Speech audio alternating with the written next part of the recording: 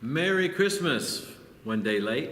And if you're listening to this in April, it's several months late, isn't it? But we enjoy bringing these things to you. And we wanted you to see the tree and the decorations. We have a fun time here at Christmas. We have a great congregation. We have a wonderful church. And if you are in Central Virginia and you're within driving distance, I hope you'll join us every Sunday morning at 10 o'clock, every Wednesday night at 7 o'clock. People from 8 counties right now are driving to be in these services, and there's a reason why. The Spirit of God is moving, and good things are happening. If you want to know more about us, go to our website, freedomword.org, and you'll find a lot of good information there. But as I said, I hope you've had a good Christmas, a Merry Christmas, and we're getting ready for the new year. So I've got a few things I want to talk to you about concerning the new year, things that I believe will be helpful to us if we'll take them seriously. And I want to start in Psalm 37 and verse 23. Psalm 37:23 says, "The steps of a good man," we know that includes the women too, of course, "are ordered by the Lord, and he," that's God, "delighteth in the person's way." The Amplified says it this way: "The steps of a good man are directed and established by the Lord when God delights in his way, and he busies himself," that's God, "busies himself with that's man's, every step." So the question is, does God delight in my way? Am I walking in the steps he ordered for me? That's the real key, because God only delights in my way if I'm walking his way. You've heard the old saying, "It's my way or the highway." Well, God is not rude, of course, but as far as his greatest blessings and fullest blessings go, it is either his way or the highway, because he's right.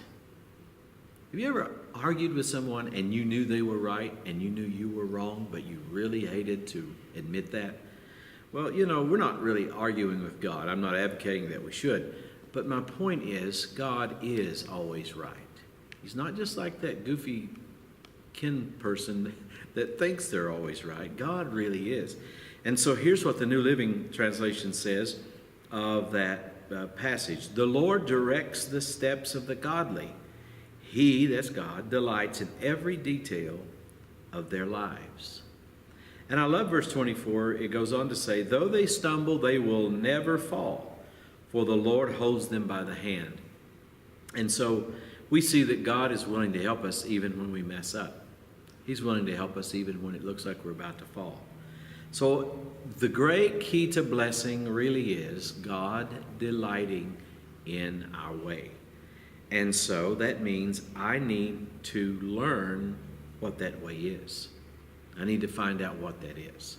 Now, there are two primary ways, two primary things.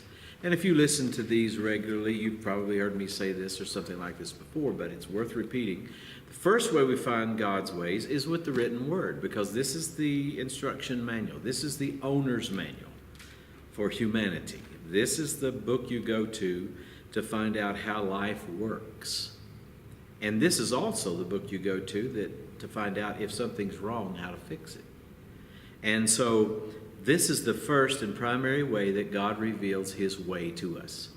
So that means that he would never, ever, ever, ever tell you anything that would contradict this. If Jesus Christ appeared in the flesh right now in the room where you are and spoke to you, do you know that he would not say anything that doesn't align with this book? He would not say one thing that contradicts what he's already said. So this is the first way. The second way that God leads us, of course, is by the leading of the Spirit. That's one of the big ways, because not everything is spelled out in black and white in your Bible. Where to live, who to marry, what house to buy, what car to buy, or if you need to buy one, whatever. So you've got to seek God to go deeper. And in the spiritual dimension, learn to follow the leading of the Lord. And so that's very, very important stuff to learn. It's not really as complicated, I think, sometimes as we think it is, but yet it is very, very vital. So I'm out of time for the day, but I want to encourage you to join us again next week as we go a little further and talk about some more very practical ways that we can follow the will of God.